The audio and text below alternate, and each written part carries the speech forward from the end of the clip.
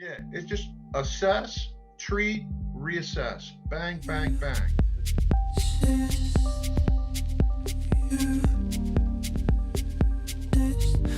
This is Ryan Diener with Holistic Health Associates, and I am thrilled to be on here with Dr. Don Berry, who is a chiropractor in town here in Frederick. And one of the things that we've been looking to do with this series is to create really an acupuncture and chiropractic integration series where we can look at why a patient would join us for acupuncture or chiropractic or both. And today we're going to talk about sciatica. So Dr. Berry has been a practitioner in town here for how many years, Dr. Berry? How long have you been here? 32. 32 years. So he's got a wealth of experience and a background in martial arts and still teaches martial arts. Is that correct? Yes, yes. Yep. Chinese martial arts. I've been teaching and training in martial arts for 40 years. It's a long Amazing. time, man. You know, you think about it one day at a time and it adds up to 40 years. It's amazing. It's amazing. And so obviously Dr. Berry and I have an amazing kind of parallel as far as history goes, with him having Chinese martial arts background, uh, me being a Chinese medicine practitioner. Right. And we've been in town here together practicing, at least since I've been here, which is 17 years as of 2004 when we started practicing here. It's been about 17 years. So for at least the last 10, we've known each other, we've referred to each other, and we only met this past year. So it Yeah. just goes to Yeah. show you how in a field like this, we can all get kind of stuck in our silos. And one of the things we're trying to break out of is to bring conversations like this together for the benefit of our patients so that they can really see how they could benefit from, additional services in town. Good. So fantastic. So we're going to talk a little bit about sciatica today, and then we'll talk about where we are and give you all that good information. But sciatica is a common ailment that we both treat. So Dr. Berry, I'm going to start with you. If you can just kind of give us a sense of the perspective of a chiropractor looking at somebody who has sciatic pain, and maybe just define sciatic pain for us, and then tell us how you see it and how you treat it. Well, sciatic pain is a pain that usually comes from the back and will radiate into the glute and then go down the leg, and it can go all the way down to the foot and to the toes. It is it's a bad pain, and it usually, what I see is that it's aggravated by certain postures, and most of the time it's flexion and sitting. And unfortunately, we do a lot of that in our society. We sit way too much, and everybody knows that. And so those are the things. And you try and look at what are the triggers, remove the triggers, and after you remove the triggers, then you kind of try to educate the patient in how they can compensate for the fact that they sit too much or whatever it is that they're doing, and give them some exercises, some approaches to strengthen the spine and strengthen the muscles around the spine, and postures that are going to alleviate those pains when they occur.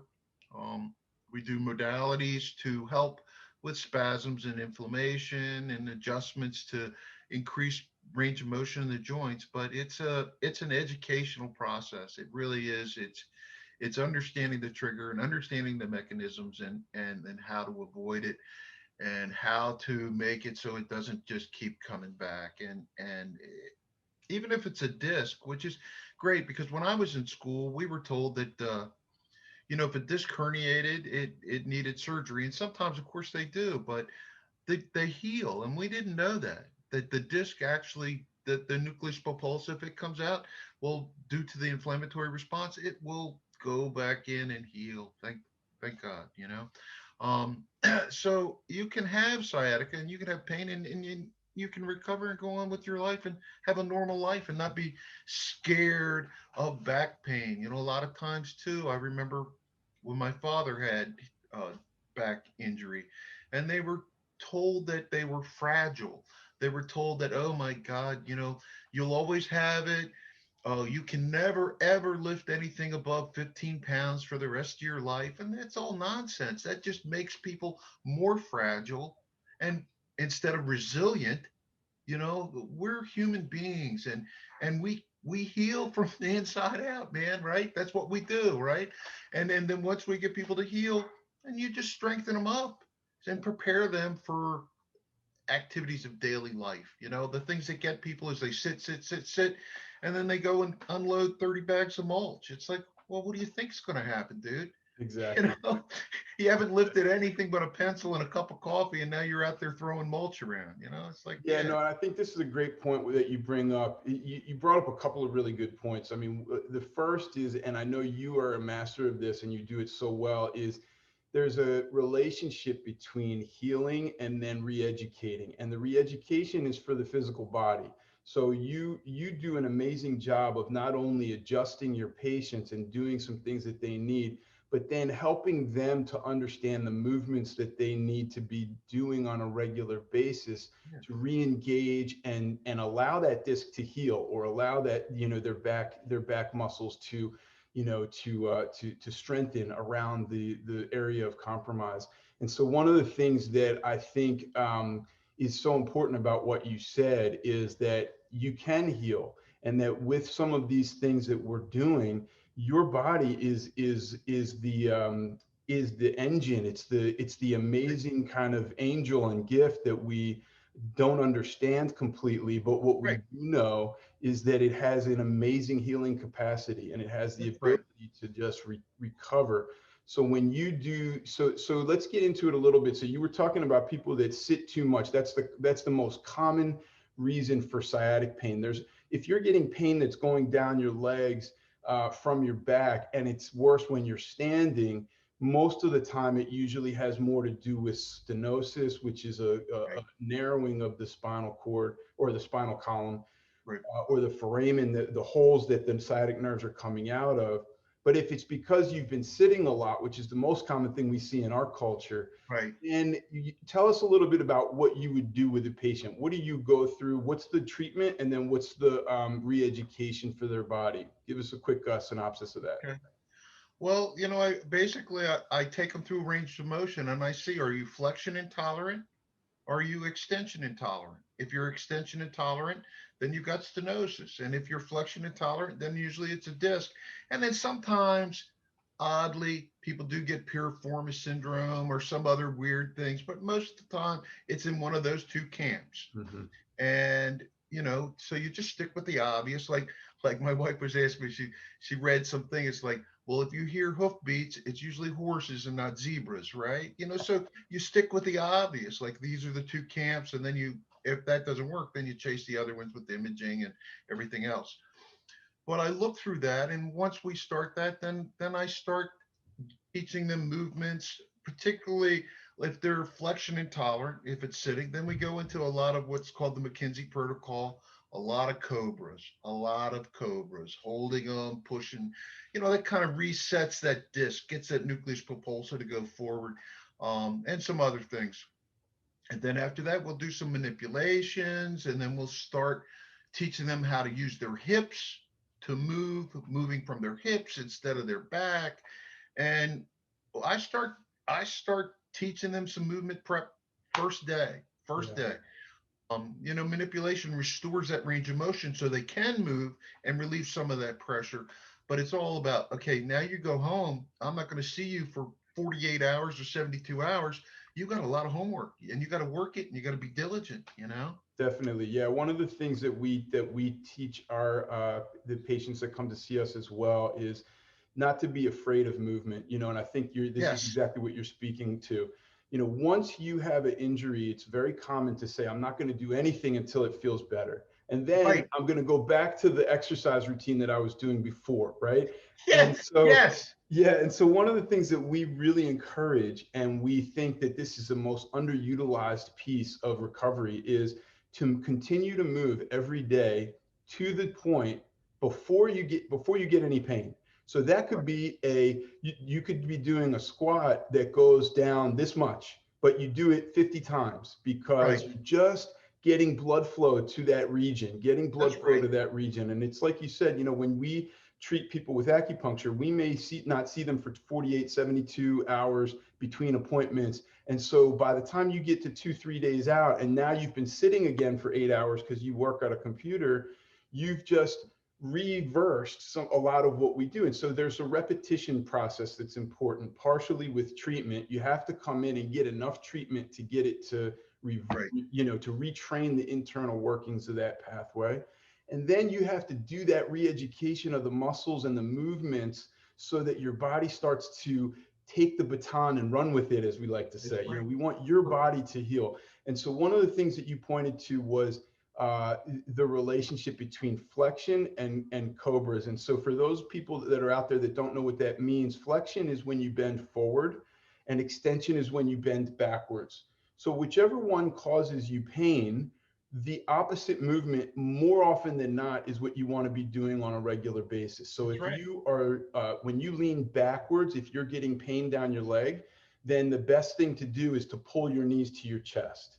If you are getting pain when you lean forwards, then the best thing to do is to pull your head back and arch your back a little bit, and just keep doing that over and over and over again from a laying down position on your belly, or even just in your chair while you're working. I'm at my computer and I'm just going to, every 30 minutes, I'm going to do 5 of these, right? And so Yep. if you can do that in between your treatments, with whether it be acupuncture or chiropractic, you're going to have an amazing result, and a very fast result. We don't want you to be a patient for the rest of your life. We want you to come in, get the treatment that you need, learn the exercises that you need to go back and go home and get the movement in on a regular basis, and then be the master of your own destiny, and be able to really heal on your own, and go from there. So I think that that's fantastic advice that you gave us, and I'm thrilled to chat Yeah. with you again.